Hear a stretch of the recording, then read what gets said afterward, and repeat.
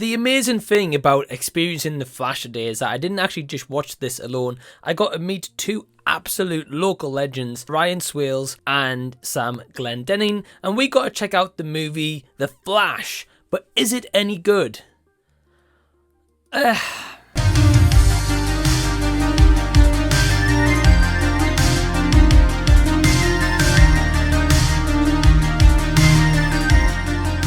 Hey everyone, what's going on? Welcome to the channel and thank you so much for if you're brand new or returning once again to check out this movie review. And today we're talking about The Flash, directed by Andy Muschetti, starring Ezra Miller, Ben Affleck, Michael Keaton and Sasha Calle. The plot of The Flash is all around Barry Allen travels back in time to prevent his mother's death, which brings unintended consequences. Before we get into today's video, I just want to give a quick thank you to all my awesome Patreons who really help to support the channel. If you're interested in joining Patreon yourself, the link is down below in the description box. You can also shop and buy some merch, and I would love to see you over on my Patreon where you can access to movie reviews, adventure days, vlogs and Patreon watch parties and so much more content. Now, let's get back to the video. Going into The Flash, I was intrigued what they were going to do with this movie, especially with the announcement of James Gunn's rebooted DC, which we're all kind of intrigued by to an extent.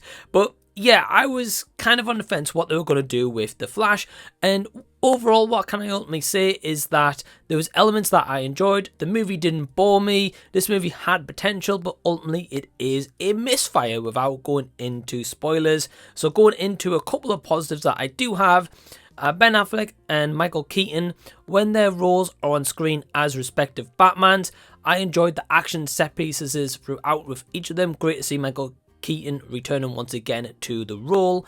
Ezra Miller, when they are doing serious acting and serious moments throughout the movie, it was enjoyable. Some of the visual effects I did enjoy. Biggest positive I can ultimately give this movie is the comedic reference it makes with Back to the Future, which I had a smile on my face. There is some really cool action sequences here that are just fun, and this is definitely a popcorn movie where you can just turn your brain off, and that is about where my positives end. The biggest negatives here though, guys, is just the fact that Ezra Miller, when they are doing this awful forced comedy gig, it is cringy to watch, and there's so much just awful dialogue and their goofy younger self in the past. It's just was hard to watch, and the two of them didn't kind of, rub together well, and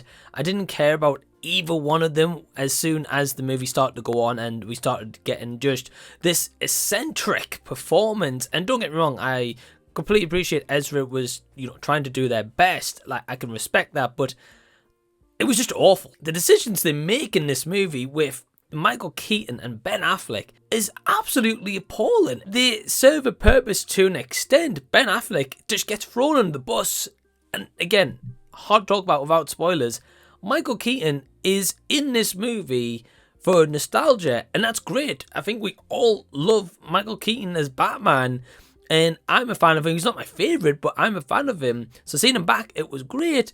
But what they do with him, ultimately towards the end of it just didn't pay off. Sasha Calle's performance here is good for what she's given as Supergirl. She doesn't get enough screen time to fully showcase what she can truly do, and it is truly a wasted opportunity. It's been advertised that General Zod is the main villain in this movie. However, he's on screen for maybe 15 minutes in total, and he doesn't arrive until way late into the movie. By that point, you really don't care. Instead of some cool cameos, and instead of using, say, archival footage or footage of other movies, that's all I'll say, they used the agent, which looks terrible.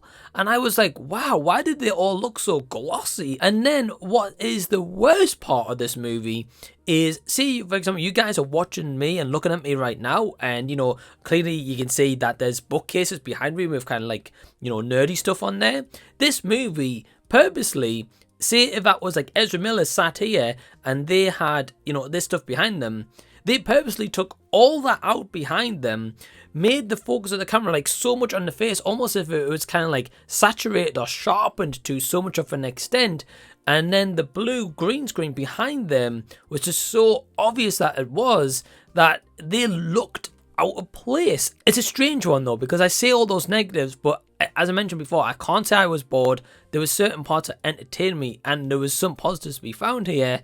But ultimately, DC's version of like a multiverse movie with The Flash, I just honestly don't think it's great. And I know, by all means, I'm probably going to be in a very small minority, and I always try to be a positive person. You guys see on my reviews, even if it's a bad movie, I always try to be positive. But this one, the more I thought about it, which is generally about 6 hours after originally watching the movie earlier on, I've gotten home and finally sat down to do this review. I've thought about it and thought about it even more, and the more I dislike the movie.